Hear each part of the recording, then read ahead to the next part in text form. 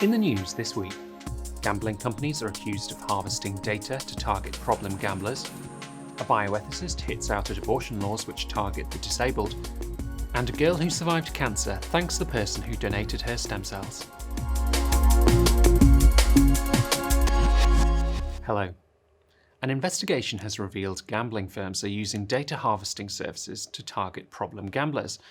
An addict known as James, who lost more than £80,000, submitted a data subject access request to Sky Bet and 3 data collection companies. The responses showed one company held almost 19,000 items of data, tracking every click and scroll of his interaction with Sky Bet.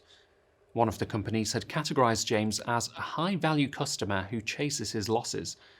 Christian Institute's head of research, Dave Greatorex, said there have been far too many of these examples of problem gamblers spending vast sums of money on gambling sites, including tragic cases of those who have been enticed to spend more through VIP schemes. The outcome of the government's gambling review must include strong regulation of betting firms. A Scottish gender clinic is under fire for misleading young people over the effects of experimental puberty blockers.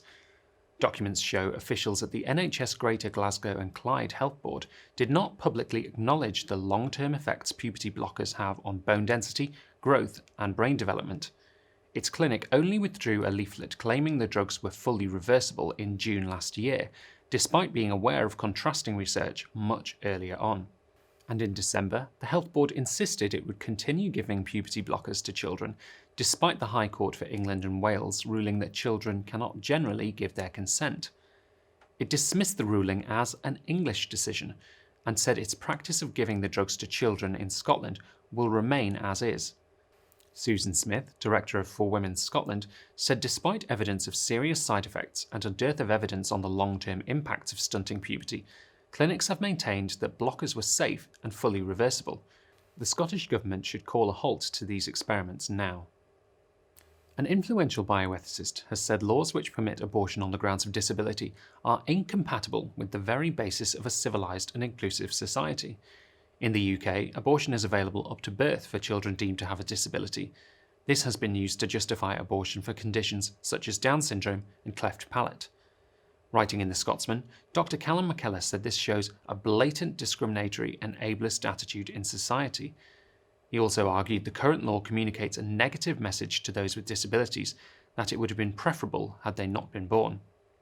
This law supports discrimination based on disability. So the law as it stands enables abortion to birth if the fetus is disabled, and it will stop abortions if the fetal is not disabled at 24 weeks.